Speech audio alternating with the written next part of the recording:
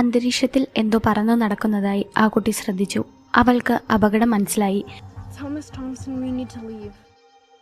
അവൾ ബസിന്റെ ഗ്ലാസ്സിലൂടെ നോക്കിയപ്പോൾ അവൾ വരച്ച ചിത്രത്തിലുള്ള ജീവി തന്നെ മുമ്പിൽ വന്ന് നിൽക്കുന്നതാണ് കണ്ടത്.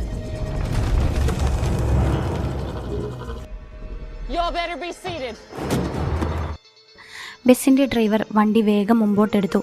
എന്നാൽ വണ്ടിയുടെ കൺട്രോൾ ഡ്രൈവർക്ക് നഷ്ടമായി അടുത്തുള്ള കൃഷിയിടത്തിലേക്ക് വീണു. വീഴ്ചയുടെ ആഘാതത്തിൽ ഡ്രൈവറുടെ ബോധം നഷ്ടപ്പെട്ടു. അടുത്ത് എന്ത് ചെയ്യണമെന്ന് ആലോചിച്ചു. ഒരു കുട്ടി പോയി ബസിന്റെ ഡോർ തുറക്കാൻ ശ്രമിച്ചെങ്കിലും അത് തുറക്കാൻ സാധിച്ചില്ല. അപ്പോഴേക്കും ആ ജീവി അവരെ ആക്രമിക്കാൻ വീണ്ടും വന്നു. ആ ജീവിയെ എന്ത് ചെയ്താൽ പ്രതിരോധിക്കാം എന്നവർ ചിന്തിച്ചു. താരാട്ടുപാട്ട് വെച്ച് കൊടുക്കാൻ ആ കുട്ടി നിർദ്ദേശിച്ചു. അവർ അങ്ങനെ ചെയ്തു. അത് കേട്ടപ്പോൾ ആ ജീവി ഉറക്കത്തിലേക്ക് വീണു.